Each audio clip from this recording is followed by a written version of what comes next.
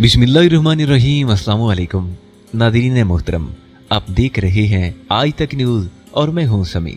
इससे पहले आप इस कहानी की 72 एक साथ सुन चुके हैं और अब 73 किस्त मुलाहिज़ा फरमाएं। और आज तक टीम की तरफ से तमाम दोस्तों, भाइयों और बहनों को दिल किया था गहराइयों से ईद मुबारक कबूल हो।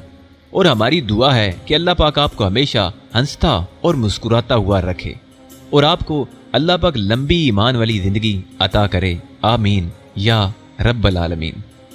उस तरफ पहुंचा तो पानी की लहरें मुझे खुद ब खुद आगे धकेलने लगी। मैं जजीरे और उस छोटे से कोहान के दरमियान पहुंच गया। उन दोनों के दरमियान ये हिस्सा एक रायदारी की तरह बन गया था। चुनाचे में पानी की उस छोटी सी सड़क पर आगे बढ़ता रहा। दहाने के करीब पहुंचकर मैंने गोता लगाया और मुसलसल तैरता हुआ गार के अंदर दाखिल हो गया। यहाँ बेपनाह तारीकी छाई हुई थी और ये अंदाजा लगाना बेहद मुश्किल काम था कि आगे क्या होगा। मैं उस इमारत के बारे में जरूर जानता था जिसमें शीरी के बयान के मुताबिक आईवान फैरूर रहता था, लेकिन उसके दाखिली रास्तों के बारे में मुझे कोई अंदाजा नहीं था। अचानक अकब से पानी का दबाव सा महसूस हुआ और मैं चौंक कर साकत हो गया। मैंने गर्दन घुमाकर पीछे देखा और ये अंदाजा लगाने में मुझे कोई दिक्कत ना हुई कि कोई हैवला मेरा ताकुब कर रहा है। मुझे ये अंदाजा नहीं हो सका कि वो एक आदमी था या एक से ज्यादा। दफादर में बिजली की सी फुर्ती से दाईं तरफ पानी के नीचे झुकता चला गया क्योंकि मैंने एक हल्की सी शुआ निकलती हुई देखी थी। यकीनन स्पेयर गन से मुझ पर फायर किया गया था। मैं उस निशाने की जद से निकल गया और शुआ मेरे ऊपर से गुजर गई। ये बेहतर ना हुआ था या मुझसे हमाकत हो गई थी। मुझे हर कीमत पर छुपे रहना चाहिए था और उन लोगों को मेरी जिंदगी के बारे में कोई अंदाजा नहीं होना चाहिए था। कश्ती की तबाही के बाद भी अगर उन्हें किसी की जिंदगी का शुबा रह जाए तो खतरनाक बात थी। पहले फायर से महफूज होने के बाद मैं संभलने भी ना पाया था कि ज़ेरे आब फिर रोशनी सी महसूस हुई और मैं इस रोशनी से नावाकिफ नहीं था। मैंने तड़प कर जगह तब्दील कर ली। इस बार 2 फायर हुए थे। तेज लकीरें मेरे बिल्कुल नजदीक से गुजर गई। सूरत हाल बेहद खौफनाक हो गई थी। उनकी तादाद का कोई अंदाजा नहीं था और मेरे लिए उनसे मुकाबला करना सख्त मुश्किल काम था। इस वक्त अगर उन्हें डाई देकर निकल जाऊं तो बहुत बड़ी बात थी। इन ज़ेरे आब मुहाफिजों के बारे में मुझे ये अंदाजा नहीं था कि ये कौन कौन सी साइंसी कुव्वतों से आरास्ता है और तारीकी में देखने के हालात इनके पास मौजूद हैं या नहीं। मुकाबला करने के लिए मेरे पास भी बहुत कुछ था, लेकिन ये मुकाबला किसी तौर मेरे लिए सोधमंद नहीं था। मैंने आखिरी बार रुककर उस सिमत का अंदाजा लगाया जहां उस वक्त वो मौजूद थे और पानी की गहराइयों में जितना नीचे जा सकता था चला गया। उसके बाद रुके बगैर चट्टान की दूसरी सीम तैरने लगा। ये कोशिश कारगर रही और मैं उस आबी सुरंग के दूसरे दाने पर पहुंच गया। उसके बाद सुरंग में रुकने का कोई जवाब नहीं था। मैं गीली रेत पर दौड़ने लगा और वहां से काफी दूर निकल गया। जगह के बारे में तो कोई अंदाजा नहीं हो सका। बस मुझे किसी ऐसी जगह की तलाश थी जहां रुककर मैं इस आबी लिबास से छुटकारा हासिल कर लूं जो दौड़ने में भी रुकावट बन रहा था। ऐसी एक जगह मुझे मिल गई और मैंने निहायत फुर्ती से ये लिबास उतार फेंका। मेरे पास जो कुछ मौजूद था उससे मैं मुतमईन था। कम अज कम उन लोगों से मैं एक शानदार जंग लड़ सकता था। उसके बाद जो होगा देखा जाएगा, लेकिन मेरी ख्वाहिश यही थी कि मुझे यहाँ कुछ वक्त मिल जाए। मैंने लिबास का बंडल बनाकर एक दरख्त की बुलंद शाख पर लटका दिया। यहीं रुककर मैंने तारीकी और धुंध में लिपटे उस जजीरे को देखा। धुंध की वजह से कोई चीज वाज़ेह नहीं थी। कुछ देर में दरख्त पर रुका और फिर एक सिमत का तयन करके नीचे उतरा और आगे बढ़ गया। लेकिन यहाँ कुछ ऐसा इंतजाम जरूर था। कोई ऐसी चीज थी जिसकी वजह से उन लोगों के जजीरे पर आने वाले अजनबी लोगों का अंदाजा हो जाता था, क्योंकि थोड़ी दूर गया था कि इतराफ में कुछ सरसराहटें उभरी। उसके साथ ही हल्की हल्की टू टू की आवाजें सुनाई दी। कोई पैगाम दिया जा रहा था। रात के पुरअसरार सन्नाटे में ये आवाजें मुझे साफ सुनाई दे रही थी। मैंने फौरन ही रुख बदल दिया और ऊंची झाड़ियों के उस झुंड की तरफ दौड़ने लगा जो कुछ फासले पर नजर आया। उसी वक्त फिजा का सन्नाटा मुंतशिर हो गया और फायरिंग की आवाज उभरी। कई गोलियां मेरे आस पास से गुजर गई। तारीकी की वजह से वो लोग भी मेरे बारे में सही अंदाजा नहीं लगा पा रहे थे और इसका उन्हें बहुत जल्द एहसास हो गया। तेज रोशनियां जल उठी और फिजा मुनव्वर हो गई, लेकिन मैं फौरन जमीन पर गिर पड़ा ताकि उन्हें फौरन ही मेरी सिमत का अंदाजा ना हो जाए। रोशनी इतनी तेज थी कि आंखें फाड़े दे रही थी। गोलियां अंधाधुंध चलने लगी और मेरे लिए उनसे बचना मुश्किल हो गया, लेकिन मुझे उनकी सिमत का अंदाजा हो गया था। वो सुरंग के दाने के करीब थे और मुझसे बुलंदी पर थे, जहां से मुझे निशाना बनाना उनके लिए मुश्किल नहीं था। इस वक्त हालात मेरे खिलाफ थे और अब इसके सिवा कोई चारा नहीं था कि उनसे मुकाबला करूं। मैं जमीन पर रेंगता हुआ झाड़ियों की झुंड की तरफ बढ़ा और उसमें घुसने में कामयाब हो गया। तेज रोशनी ने एक एक चीज रोशन कर रखी थी उस वक्त मुझे भी उन रोशनियों से फायदा हो गया। वो लोग इधर उधर देखते हुए आगे बढ़ रहे थे और मैं उन्हें देख सकता था। उसके साथ ही मुझे एक कारामद चीज नजर आई थी। वो एक उभरी हुई चट्टान थी जो मुझसे तकरीबन 50 गज के फासले पर थी। उस चट्टान की जड़ में एक सुराख नजर आ रहा था जो यकीनन चट्टान के नीचे किसी गार की निशानदेही कर सकता था। अगर मुझे उनकी गोलियों से बचने का मौका मिल जाए तो फिर मैं उनसे मौसर मुकाबला कर सकता था। चुनाचे मैंने अपने ज़हन में एक फैसला कर लिया। चंद अफराद मुझे मोहतात अंदाज में झाड़ियों की तरफ बढ़ते नजर आए और मैंने एक मखसूस पिस्तौल निकालकर उन पर फायरिंग कर दी। बेआवाज पिस्तौल की मोलक फायरिंग ने उनमें से किसी को नहीं छोड़ा और वो सब रेत पर ढेर हो गए, लेकिन उनकी तादाद महदूद नहीं थी। उन्हें ठिकाने लगाने के बाद मैंने झाड़ियों से गर्दन निकाली। अब मेरी ये कोशिश थी कि मैं किसी तरह उस चट्टान के करीब पहुंच जाऊं जिसके नीचे मुझे दहाना नजर आ रहा था। मैंने फुर्ती से उस तरफ दौड़ लगाई, लेकिन जिस फुर्ती से मैं झाड़ियों से निकला था उससे ज्यादा फुर्ती से वापस वहीं आना पड़ा। गोलियों के एक ब्रेस्ट मेरे करीब से गुजर गया। कुछ और लोग भी आसपास मौजूद थे और अब मेरे लिए वो आसानियां ना रहीं जो थोड़ी देर पहले थी। उन्होंने झाड़ियों का निशाना लेकर गोलियों की बारिश कर दी। झाड़ियां टूट टूट कर गिरने लगी। अब एक लम्हे भी उनके पीछे पनाह नहीं ली जा सकती थी। मैं तेजी से पीछे हटने लगा। फिर झाड़ियों में एक दस्ती बम फेंका गया और बेशुमार झाड़ियां गर्द के तूफान के साथ फिजा में बुलंद हो गई। बम की तबाहकारी से बच जाना तकदीर थी। मैंने उस गर्द से फायदा उठाया और दौड़कर चट्टान के दामन में पहुंच गया। दाना मेरे सामने था। मैंने उसमें दाखिल होने में देर नहीं की थी। अंदर एक लंबी सुरंग दूर तक चली गई थी। इस वक्त उस रंग के बारे में सोचने का मौका नहीं था। मैं उसमें आगे बढ़ता चला गया। खड़े होकर चलने की जगह नहीं थी, बस घुटनों के बल आगे बढ़ना था। थोड़ी दूर पहुंचकर रास्ता कुशादा हो गया, लेकिन अब वो गहराई में उतर रहा था। मुझे मोहतात होना पड़ा। ये सब कुछ कुदरती नहीं था, बल्कि अब इंसानी हाथों की तराश साफ महसूस की जा सकती थी। मैं रुक गया। क्या इस सुरंग के दूसरे सिरे पर पहुंच जाऊं या इसी जगह रुकूं? ये फैसला करने में चंद लम्हे सर्फ हुए। बाहर मौत मेरा इंतजार कर रही थी और अंदर के बारे में कुछ नहीं कह सकता था। बाहर निकलने की हिम्मत अब मुझ में नहीं थी। चुनाचे आगे बढ़ गया। सुरंग का दूसरा दहाना तारीख था। मैं उससे गुजरकर दूसरी तरफ पहुंच गया। अंदाजा ही नहीं हो पा रहा था कि ये कैसी जगह है। सांसों की बादगिश्त गूंज रही थी। अभी कोई फैसला भी नहीं कर पाया था कि दफअतन एक अजीब सी आवाज उभरी और फिर मुझसे कुछ फासले पर एक सुर्ख रोशनी जल उठी। आवाज आहिस्ता आहिस्ता समझ में आ रही थी। रोशनी अचानक घूमने लगी और दफअतन मेरे अकब में एक और आवाज उभरी। मैं उछल पड़ा। एक फुलादी सिल सुरंग की उस दाने पर रींग आई जिससे मैं अंदर आया था। दाना अब पूरी तरह बंद था। इसका एहसास सुर्ख रोशनी की वजह से हुआ था जो घूमती हुई उस दाने के ऊपर से गुजरी थी। मैं वहशत ज़दा निगाहों से उस रोशनी को देखने लगा जो एक ही जगह घूम रही थी। फिर एक मशीनी आवाज उभरी।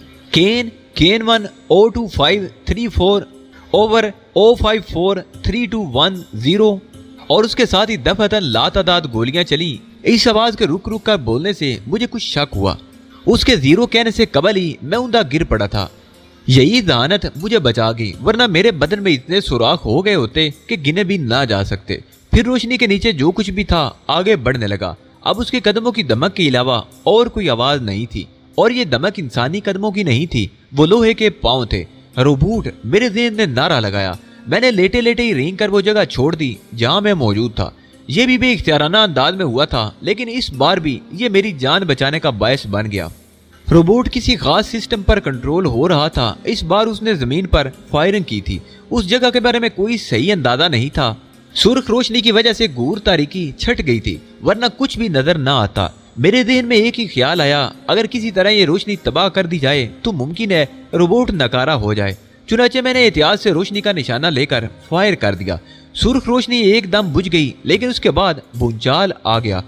रोबोट की गनें रुख बदल बदल कर अंधाधुंध फायरिंग करने लगी। वो गार के हर हिस्से को निशाना बना रही थी और अब एहसास हो रहा था कि ये जगह सिर्फ खार नहीं है, शीशे की चीजें टूटने की आवाजें उभर रही थी। रोबोट रुके बगैर गोलियां बरसा रहा था। फिर अचानक उसके दौड़ने की आवाज सुनाई दी और एक फुलादी पहाड़ मेरे नजदीक से गुजर गया। अगर मैं उसकी लपेट में आ जाता तो शायद बदन की कोई हड्डी अपनी जगह ना रहती। फिर भी हल्की सी झपट लगी और मैं उछलकर दीवार से टकराया। सर में चोट लगी थी और आंखों के सामने चिंगारियां उड़ने लगी। फिर एक धमाका हुआ और रोबोट दीवार से टकराया और बस उसके बाद कोई होश नहीं रहा। न जाने कब होश आया, वक्त का कोई अंदाजा नहीं था। इतराफ में हल्की नीली रोशनी बिखरी हुई थी। बदन के नीचे इतनी नरमाहटें थी कि वजूद बिल्कुल हल्का महसूस हो रहा था। एहसासात जागे तो गुजरे हुए लम्हात याद आ गए। उछलकर बैठने की कोशिश की लेकिन हाथ न टिके। जहां जोर दिया वहीं हाथ धंसते चले गए। वो मुश्किल तमाम संभल कर बैठ गया। बेहद कुशादा जगह थी जिस मुसहरी पर मैं मौजूद था। वो लाखों रुपए की मालियत की होगी। न जाने ये कैसा गद्दा था जो इंतहाई नरम और शानदार था। हर चीज बेशकीमत थी, लेकिन मेरी निगाह उस दीवार पर जम गई जो शीशे की थी और जिसके दूसरी तरफ नन्ही नन्ही खूबसूरत मछलियां नजर आ रही थी, हजारों की तादाद में। ये मछलियां उस खूबसूरत एम्पोरियम में बंद थीं जो इस कमरे नमा हाल या हाल नमा कमरे की छत से जमीन तक आया था। इसमें बहुत सी दिलकश नारंगी रोशनी फैली हुई थी। मैं चंद में बीमारों के किसी अंदाज में पांव लटकाए बैठा रहा और फिर अपनी जगह से उठ खड़ा हुआ। मुझे इस अजनबी जगह के दरवाजे की तलाश थी, लेकिन सपाट दीवारों में मुझे कोई दरवाजा नजर नहीं आ रहा था। मैं हाल के एक सर से दूसरे सर तक जायजा लेता चला गया और फिर एम्पोरियम के पास आकर रुक गया। खूबसूरत मछलियों को अब मैंने बहुत ही करीब से देखा तो अचानक मेरे बदन में सर्द लहरें दौड़ गई। उनके बदन बहुत हसीन थे, लेकिन चेहरे इंतहाई भयानक। मुंह का हिस्सा स्याह और हैबतनाक था। आंखें सामने के रुख पर थी और सबसे होलनाक चीज उनके लंबे लंबे बदनुमा दांत थे जो मुंह से बाहर निकले हुए थे। कोई अनोखी किस्म थी ये मछलियों की। इससे ज्यादा खौफनाक बात यह थी कि मेरे शीशे के करीब पहुंचते ही वो चारों तरफ से सिमट कर मेरे सामने जमा हुई थी। उनकी आंखों में खूनी चमक थी। वो सब मुझे ललचाई हुई निगाहों से देख रही थी। एक लम्हे मेरे ज़हन में ख्याल उभरा, ये मछलियां आदमखोर हैं, और मेरा दिल जोर से धड़कने लगा। फिर अकब से एक आवाज उभरी और मैं उछलकर पलट पड़ा। एम्पोरियम की बिल्कुल पिछली दीवार में एक गोल दरवाजा नमूदार हो रहा था। मैं दरवाजे की तरफ देखता रहा। मुझे इन शदीद खतरनाक लम्हात का एहसास था। इस वक्त मेरी ये जिद्दोजहद कोई होलनाक मोड़ इख्तियार करने वाली थी। मैं इन लोगों के चुंगल में आ चुका था और अब गोल दरवाजा किसी मैकेनिज्म के तहत कुशादा होता जा रहा था। उसके कुशादा होने का अमल बहुत अजीब था। पहले वो एक छोटे से सुराख की शक्ल में नमूदार हुआ था और फिर यूं महसूस होता था जैसे तेज आरियां दीवार को काट रही हूं, और उसके साथ ही सुराख बड़ा होता चला गया। फिर ये अमल रुक गया। दरवाजा इतना कुशादा हो गया कि उससे कई अफराद बैक वक्त अंदर आ सके। मैं मुतजस्सिस निगाहों से इधर उधर देख रहा था। फिर दूसरी तरफ से एक हैवला नमूदार हुआ जो बहुत जल्द रोशनी में आ गया। मजदूरों किसी कुर्सी पर बैठे हुए शख्स को मैंने दिलचस्पी से देखा था। बिल्कुल मामूली जिसामत थी। खदोखाल से किसी एंग्लो चाइना का तस्वर उभरता था। आंखें दो सीधी लकीरों की मानंद थी। चेहरा सपाट, दहाना बहुत छोटा। उसकी ये कुर्सी भी उसी की तरह दिलचस्प थी। सामने से ढकी हुई किसी ऑटो मैकेनिज्म के तहत चल रही थी जो उसके पैरों में था, क्योंकि दोनों हाथ सामने रखे नजर आ रहे थे। हेलो, एक गूंजदार आवाज उसके छोटे से मुंह से खारिज हुई। ये आवाज उसके जिस्म से मैल नहीं खाती थी, नहायत पाटदार, इंतहाई पुररोब। हेलो, मैंने भी उसी मुतानत से जवाब दिया। उस वक्त तक जब तक हमारे दरमियान बाकायदा दुश्मनी ना हो जाए, हमें नर्म और मोतदिल रहना चाहिए, उसने पेशकश की। मेरा ख्याल है मेरे और आपके दरमियान कोई बाकायदा दुश्मनी भी नहीं है, मैंने मुस्कुराते हुए कहा। अली, हाँ, मैंने मुस्कुराते हुए कहा, हाँ, लेकिन आप अपने इस्तकबाल से बददिल जरूर होंगे। नहीं, मैं आपकी इजाजत से तो नहीं आया था। इस तरह घरों में दाखिल होने वाले को तो रोका ही जाता है। मेरा अंदाजा दुरुस्त था, उसने मुस्कुरा कर कहा। कैसा अंदाजा? आप हमारे लोगों की मुजामत के बावजूद यहाँ पहुँचने में कामयाब हो गए। इसी बात ने मुझे आपकी तरफ मुतवज्जो किया था, वरना मैं आम लोगों के साथ वक्त नहीं बर्बाद करता। आपकी गुफ्तगू से आपकी सुलझी हुई तबीयत का अंदाजा होता है, और परेशान कुन माहौल में पुरसुकून रहने वाले खतरनाक लोग होते हैं। आम सी बात है। अपने बारे में बताना पसंद करोगे? अली यार खान, पाकिस्तानी। मुझे आईवान फैरू कहते हैं। जहाँ हूँ खुद को वहाँ का बाशिंदा समझता हूँ, उसने कहा। मेरी निगाहें उस पर मुर्तकिज थी। इस तरह के लोगों का मुझे तजर्बा था। मैं जानता था कि उसने पहले मेरा शजरा निस्ब मालूम किया होगा, उसके बाद मुझ तक पहुंचा होगा। यूं भी मार्शल पर आने पर मुझे अंदाजा हो गया था कि यहाँ तारीना हार्डू के लिए काम करने वालों की तादाद ना होने के बराबर है। उसके बरक्स हायल जोशू के जासूस चप्पे चप्पे पर मौजूद हैं। चुनाचे मेरी आमद की इतला सबसे पहले जोशू को मिली होगी, उसके बाद कोई दूसरा मुझसे वाकिफ हुआ होगा। आपसे मिलकर मुतासिर हुआ हूँ फैरू, मैंने कहा। सही जुमला इस्तेमाल किया। जाहिर है आप खुश न हुए होंगे। आपके बारे में मेरे ज़हन में चंद सवालात हैं मिस्टर अली, मैं उनका जवाब दूंगा। आपका ताल्लुक पाकिस्तान से है? जी, लेकिन आप एक ऐसे मुल्क के लिए काम कर रहे हैं जिसके मकसद से आपका या आपके मुल्क का कोई ताल्लुक नहीं है। अपना वतन छोड़े हुए मुझे तवील अरसा गुजर गया। यूं समझ ले बचपन से अपने वतन से दूर हूँ। اس لیے میری یہ ڈیوٹی میرے وطن سے قطعی غیر متعلق ہے۔ مجھے اس کا اندازہ تھا۔ پھر یہ سب کچھ اس نے سوالیہ انداز میں کہا صرف ذاتی مفادات سے تعلق رکھتا ہے۔ بہتر معاوضہ کسی حد تک، گڈ۔ بہرحال میں آپ کو یہاں تک پہنچ جانے کی مبارکباد دیتا ہوں۔ عموماً لوگ اس حد تک کامیاب نہیں ہوتے۔ فورکاز میری ملکیت ہے، یوں سمجھ لو میں اس چھوٹے سے جزیرے کا متعلق العنان فرما رواں ہوں۔ میں نے یہاں اپنی مضبوط حکومت قائم کی ہے۔ آپ کچھ پینا پسند کریں گے مسٹر علی؟ دوران گفتگو اگر کچھ پینا پلانا رہے تو لطف دوبالا ہو جائے گا، میں نے مسکراتے ہوئے کہا۔ میں شراب نہیں پیتا، آپ کے لیے کیا منگواؤں؟ شراب کے علاوہ کچھ بھی؟ کافی، فیرو نے کہا۔ مخاطب میں نہیں تھا اس لیے میں خاموش رہا۔ پھر وہ مجھ سے مخاطب ہوا۔ انسان فطرتاً ابو الہوس ہے، میں اس کا مخالف ہوں۔ جو کچھ کرو اپنے دائرہ اختیار میں کرو۔ شکل گروبر کے بے وقوف بیٹے سے بھی میں یہی کہتا تھا۔ والٹ فیرٹل کا یہ دیہاتی میرا بچپن کا دوست تھا، لیکن ہماری سوچ ایک دوسرے سے بہت مختلف تھی۔ میں اس سے بحث کرتا تو یہی کہتا تھا کہ حکومت اگر صرف اپنے گھر کی چار دیواری تک بھی محدود ہو تو کوئی حرج نہیں، لیکن اتنی مضبوط ہو کہ کوئی تمہاری بینائی کی پہنچ سے دور نہ رہے۔ لیکن وہ احمق کبھی مجھ سے متفق نہ ہوا۔ پولینڈ کی سڑکوں پر تصویریں بنا کر بھیک مانگتے مانگتے وہ جرمنی کا چانسلر بن گیا، لیکن اسے عقل نہ آئی اور بلاخر زندگی کھو بیٹھا۔ وہ فنا ہو گیا لیکن میں قائم ہوں۔ چنانچہ دوست اس کا اندازہ کر لو کہ میری اس مضبوط حکومت میں کچھ کرنا ممکن نہیں ہے۔ آپ ایڈولف ہٹلر کی بات کر رہے ہیں؟ میں نے سوال کیا۔ ہاں، شکل گروبر کے ناجائز بیٹے کی۔ میرا بچپن اس کے ساتھ گزرا ہے، فیرو نے جواب دیا۔ اس کا مطلب ہے کہ آپ کا تعلق؟ میرے والدین بوہیمین تھے، اس نے جواب دیا۔ آپ کی عمر؟ میں نے حیرت سے کہا۔ زیریں اسٹریا کے کوہستان میں ہم دونوں ایک ہی دن پیدا ہوئے تھے، اس نے جواب دیا۔ مجھے حیرت ہوئی، میں نے کہا۔ عموماً لوگوں کو ہوتی ہے۔ جس وقت جرمنی میں ہٹلر کے نعرے لگائے جا رہے تھے میں اپنی زندگی کے تجربات میں مصروف تھا اور وقت نے مجھے بہترین رہنمائی دی۔ اس نے بتایا کہ زمین کے چند گز کے ٹکڑے پر حکومت کرو لیکن وہ ٹھوس اور مضبوط ہو۔ جانتے ہو مسٹر علی، دنیا میں بہترین استاد کون ہوتا ہے؟ وہ ایک لمحے کے لیے رکا، اسی وقت ایک آٹو ٹرالی خود بخود اندر داخل ہو گئی۔ اس پر کافی کے برتن رکھے ہوئے تھے۔ اس نے میری طرف اشارہ کیا اور ٹرالی کا رخ بدل دیا۔ وہ میرے سامنے آ رکی اور میں نے حیرت زدہ انداز میں اس پر سے ایک کپ اٹھا لیا۔ ٹرالی ایک مؤدب ملازم کی مانند اس کے نزدیک جا رکی۔ میری تیار کی ہوئی کافی پیو، اس نے کہا۔ آپ کی تیار کی ہوئی؟ میں نے اچنبھے سے کہا۔ ہاں میرے دوست، میں تمہیں یہی بتا رہا تھا۔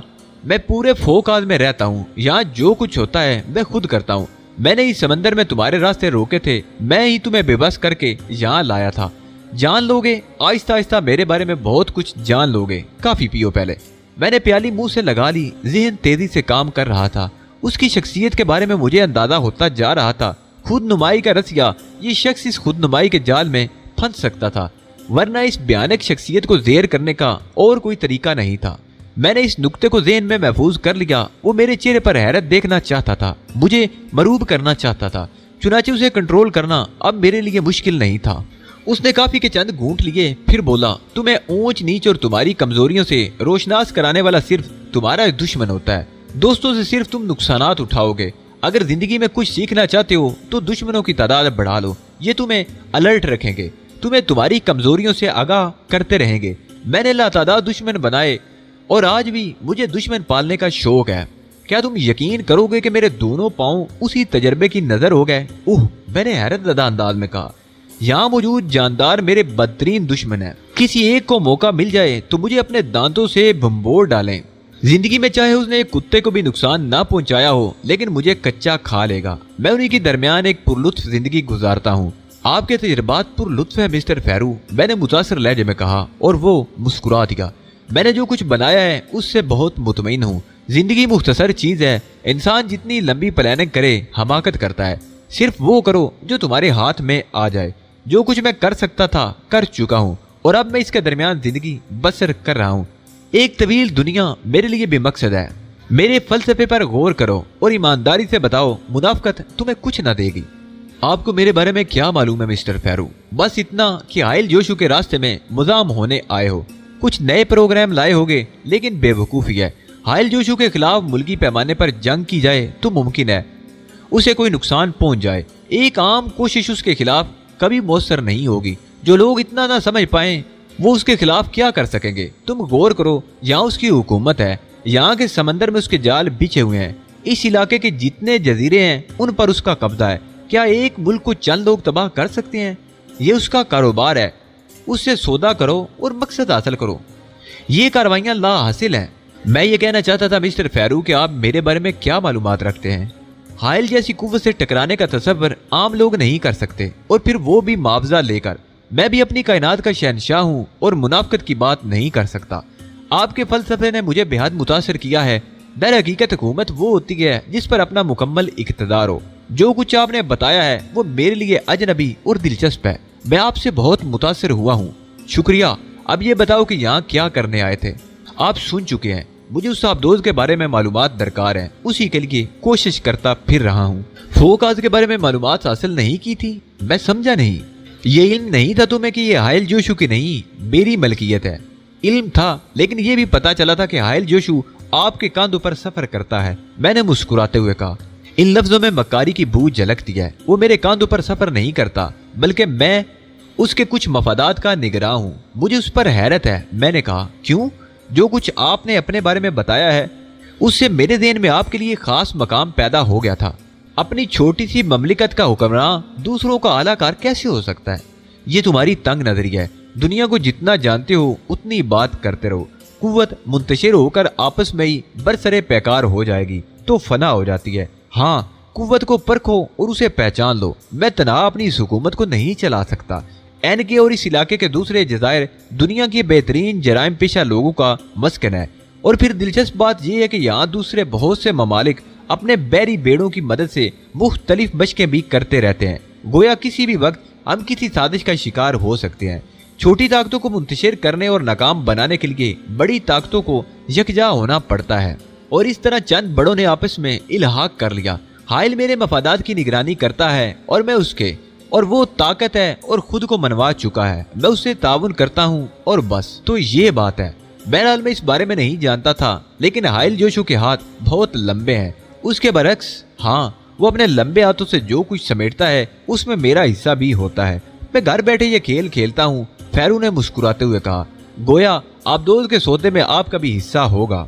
उसके बगैर ये सौदा कैसे मुकम्मल हो सकता है? इसके अलावा उस आबदोज के मसरफ की तजवीज़ मैंने ही पेश की थी और हाइल ने मेरी ज़हानत को सराहा था। उसके ज़हन पर इस सौदे की इस हद तक कामयाबी का ख्याल नहीं था। अब तुम समझ गए होगे कि हमारे दरमियान क्या ताल्लुकात हैं। मिस्टर जोशू की शख्सियत भी इतनी मुतासिर कुन है मिस्टर फेरू। जोशू शख्सियत, सुनो दोस्त, अगर जोशू किसी शख्सियत में मेरे सामने आ जाता तो आज उसका वजूद ना होता। हर ज़हीन इंसान में कुछ न कुछ खूबियां ऐसी होती हैं कि उन्हें तस्लीम करना ही पड़ता है। इब्तदा में मुझे उसकी तलाश रही, क्योंकि उस वक्त यहाँ मेरा तसल्लुत था। मैं उसे यहाँ नहीं देखना चाहता था। मैंने उन इलाकों को उसके लिए जहन्नम बना दिया, लेकिन वो सब्र और सुकून का मुजाहरा करता रहा और सिर्फ मेरी कोशिशों को नाकाम बनाता रहा। फिर उसने मुझसे एक बात कही जिसने हमारे दरमियान मफाहमत पैदा कर दी। वो क्या? मैंने दिलचस्पी से पूछा। उसने कहा कि वो सिर्फ एक नाम रहेगा, जिस्म की हैसियत कभी उसके सामने नहीं आएगा।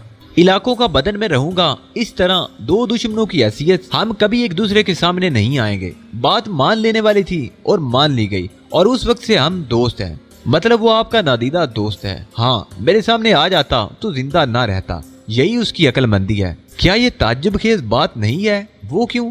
आपके दिल में कभी उस नादीदा दोस्त को देखने की ख्वाहिश पैदा नहीं हुई?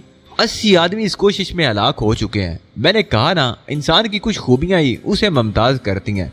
उसने अपना वादा निभाया, एक बार भी मेरे सामने नहीं आया। यही नहीं, जमीन के किसी चप्पे में कोई भी उसकी शनाख्त कर दे, मैं उसकी पुश्तों को माला माल कर दूंगा। इंतहाई हैरत अंगेज बात है, नाकाबिले यकीन। मैंने गर्दन हिलाते हुए कहा, क्या मतलब? मैं झूठ बोल रहा हूँ? उसने उसीले लहजे में कहा, ये तो नहीं कह सकता मैं, लेकिन शायद आपने सही लोगों को उसकी तलाश पर नहीं लगाया। जिन लोगों को मैंने उस काम पर मामूर किया था वो मेरे नजदीक बेहतरीन दिमाग थे। तब फिर आप जोशू के मेयार का तयन न कर पाए होंगे। क्या बकवास कर रहे हो? देखो मिस्टर फेरू, ये बात तो आपको तस्लीम कर लेना चाहिए, इसलिए कि आप अपनी नाकामी का एतराफ कर रहे हैं। क्या बात कहना चाहते हो तुम? उसने झिंझला कर कहा, एक पेशकश है। क्या? मैं जोशू की शख्सियत को आपके सामने बेनकाब करूंगा। आप जानते हैं मिस्टर फेरूक, मैं एक गैर मुतल्लक इंसान हूँ और सिर्फ मुआवजे पर इस मुल्क के लिए काम करने पर तैयार हुआ हूँ। आपने अभी कहा है कि जमीन के किसी चप्पे पर कोई उसकी शनाख्त कर दे तो मैं उसकी पुश्तों को माला माल कर दूंगा। गोया तुम जोशू की शख्सियत को बेनकाब करोगे? उसी तरह जिस तरह मैं बिलाकर आबदोज के मसले को हल कर लूंगा। मैंने पूरी तमाद लहजे में कहा। आईवान फेरू मुझे घूरने लगा। काफी देर तक खामोशी से उसी तरह घूरता रहा, फिर बोला, चालाक लूंबड़, अपनी जिंदगी बचाना चाहते हो? मुमकिन ऐसा हो? तुम तो इन इलाकों के बेताज बादशाह हो। अगर मैं ऐसी कोशिश करूं तो किसी भी जगह तुम मुझे खत्म कर सकते हो, या फिर इसका एतराफ करो कि दौराने गुफ्तगू तुम बेइख्तियार होकर फजूल गुफ्तगू करने लगते हो। ये इंसानी जिंदगी का एक कमजोर पहलू है। आईवान ने पहलू बदला। उसकी आंखों में बेचैनी की लहरें पैदा हो गई थी। दफादन उसने हाथ उठाकर कुर्सी में लगा हुआ एक बटन दबाया और मेरे कानों में एक होलनाक चीख गूंज उठी। आवाज नुस्वानी थी और शायद इस कमरे में लगे हुए नजर न आने वाले स्पीकरों पर गूंजी थी। मेरी निगाह बेदर्द मछलियों के एक्वेरियम की तरफ उठ गई। दूसरे ही लम्हे मैंने एक बेलिबास इंसानी बदन एक्वेरियम की छत से नीचे आते देखा। छत किसी दरवाजे के दो पट्टों की मानंद खुली थी और इंसानी बदन को पानी में गिराने के बाद बंद हो गई थी। मैंने दहशत ज़दा निगाहों से पानी में गिरने वाले नुस्वानी वजूद का चेहरा देखा और दूसरे ही लम्हे मेरा मुंह खुला रह गया। वो शीरी थी और उसकी आंखों में दहशत के आसार मुंजमिद थे। वो दीवानावार छत की जानिब तैरने लगी और छत से जा लगी, लेकिन नुकीले दांतों वाली मछलियां भी आहिस्ता आहिस्ता बुलंद होती जा रही थी। फिर एक मछली ने शीरी की पिंडली में मुंह मारा और गोश्त की नन्ही सी बोटी उधेड़ ले गई। शीरी की दहशतनाक चीख यहाँ सुनाई दी थी। मैंने बेचैन निगाहों से फेरू को देखा। वो पथराए हुए अंदाज में पानी का मंजर देख रहा था। नन्ही मछलियां अब जोशो खरोश के आलम में शीरी की तरफ दौड़ रही थी और उसके बदन का गोश्त नोच नोच कर ला रही थी। शफाफ पानी में उसके खून के कतरे गर्दिश कर रहे थे। बड़ा औलनाक मंजर था, लेकिन मैं जानता था कि मेरी कोई कोशिश अब शीरी को नहीं बचा सकती, और मैं ये भी जानता था कि ये सजा उसे किस गुनाह की पादाश में मिल रही है। मछलियां अब उसके बदन से गुथ गई थी। उनकी तादाद इतनी थी कि उन्होंने शीरी को पूरी तरह ढक लिया था। बस कभी उसका कोई हाथ या पांव मछलियों को हटाने की जिद्दोजहद में हिलता नजर आता। 10 मिनट तक ये खेल जारी रहा और उसके बाद पानी में एक इंसानी पिंजर नजर आया जिसकी हड्डियों पर गोश्त का एक जर्रा भी नहीं था। मछलियां उसकी हड्डियां तक चाट गई थी। फिर फेरू के बदन में जुम्बिश हुई। उसने गला साफ करके कहा, यकीनन तुम इसे पहचानते होगे। हाँ, वो शीरी थी, वो जिसने तुम्हें मेरी जानिब मुतवज्जो किया था। शायद, मैंने गंभीर लहजे में कहा। मुझे तुम्हारी बात पर गुस्सा आ गया था। ये कैफियत तुम्हारी भी हो सकती थी। लेकिन वो जुमला अधूरा छोड़कर खामोश हो गया। लेकिन क्या मिस्टर फेरू, तुम्हारी बकवास ने मुझे उलझा दिया है। आओ मेरे पीछे आ जाओ और सुनो। अपनी बात पूरी करने के लिए जिंदा रहना, यहाँ हर कदम पर मौत है। मैं कोशिश करूंगा, मैंने खुद को संभाल कर कहा। शीरी की मौत ने असाब कशीदा कर दिए थे, लेकिन ये वक्त खुद को संभाले रखने का था। शीरी की मार्शल वगैरह पर मौजूदगी अब समझ में आई थी, लेकिन ये नागुज़ीर था। इमारत ज़ेरे जमीन थी। इसे वाकई अजायब घर बना दिया गया था। दरो दीवार से रोशनी फूट रही थी। जगह जगह अजीबो गरीब किस्म की मशीनरी का जाल फैला हुआ था जो समझ में नहीं आती थी। ये मेरा आखिरी फैसला था कि आईवान फेरू एक खतरनाक इंसान है। मुमकिन है इसकी कहानी सरे से फरेब हो, मुमकिन है हायल जोश हो वो खुद हो। जिस जगह वो मुझे लेकर आया वो एक बड़े हाल की शक्ल में थी, जिसमें सिर्फ 2 दरवाजे थे। एक वो जिससे हम गुजर कर अंदर आए थे, दूसरा हाल के इंतहाई सिरे पर था। जीगान, फेरू की आवाज उभरी। उसने बहुत आहिस्ता से जुमला कहा था, लेकिन दूसरे ही लम्हे हाल के आखिरी दरवाजे से एक देवकाम शख्स निकल आया, जिसके निचले बदन पर एक कदीम तरल का लिबास था और ऊपरी बदन बरहना था, और वो किसी सांचे में डला फुलादी मुजस्मा महसूस होता था। उसका कद 6.25 फीट से कम न होगा। तुम्हारा शिकार जीगान। फेरू की आवाज उभरी और मैं चौंक पड़ा। जोशू की आबदूज यहीं कहीं समंदर में महफूज है। मुमकिन है मैं तुम्हें उसके बारे में कुछ बता सकूं, लेकिन उस वक्त जब तुम उसे बेनकाब करो। तुम्हारा ख्याल है कि मैं फजूल गुफ्तगू कर बैठा हूँ? ये बात नहीं मेरे दोस्त। तुम्हारी बदकिस्मती से मैं अहमक नहीं हूँ। जिगान को कत्ल कर दो, तुम्हें जिंदगी की जमानत दी जाएगी। दूसरी शक्ल में अपने अंजाम को पहुंच जाओगे।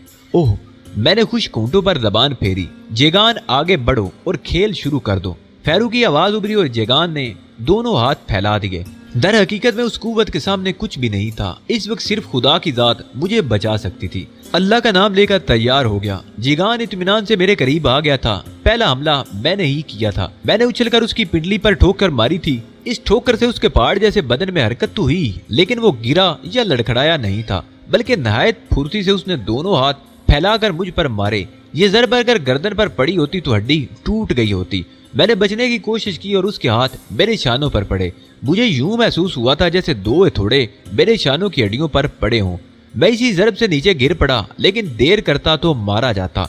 मैंने गिरते गिरते भी अपने बदन की पूरी कुव्वत से एक ठोकर उसके घुटने पर रसीद की और ये ज़र्ब कारगर रही। वो एक हल्की सी चीख के साथ नीचे गिर पड़ा, लेकिन मैंने पलटकर दूसरी ठोकर उसके मुंह पर रसीद कर दी। ये अंदाजा उसकी जिसामत को देखकर ही हो गया था कि उस पर फतेह कोई इत्तफाक ही हो सकती है। लिहाजा बाकायदा जंग करने की बजाय सिर्फ ऐसी कोशिशें की जा सकती हैं जो उसे मफलूज कर दें। वो मेरी बाईं टांग पर गिरा था और ऐसा महसूस हुआ था जैसे टांग किसी चट्टान के नीचे आ गई हो। मैंने करवट बदली और दूसरी टांग उसकी पुश्त पर रखकर उसे धकेल दिया। उसके नीचे दबी हुई टांग आजाद हो गई थी। मैंने उल्टी कलाबाजी खाई और दीवार के नजदीक पहुंच गया। जेगान संभल कर खड़ा हो गया था और उसकी आंखों में खून की सुर्खी लहरा रही थी और चेहरे पर पत्थरों की सी सख्ती थी। हालांकि मेरी जोरदार ज़रबों ने उसे गिरा दिया था, लेकिन यूं लगता था जैसे अभी कुछ भी ना हुआ हो उसे। फिर वो आहिस्ता आहिस्ता मेरी तरफ बढ़ने लगा। मैं पीछे खिसक रहा था। फिर पुश्त पर दीवार महसूस करके मैं रुक गया। मेरे दिल में एक ख्वाहिश उभरी थी और मेरी ये आरज़ू फौरन ही पूरी हो गई। उस वक्त खुदा से जो मांगता मिल सकता था। मैंने सोचा कि काश वो दीवानगी के आलम में मुझ पर छलांग लगा दे। इस तरह मैं उस पर एक मौसर ज़रब लगाने में कामयाब हो सकता था।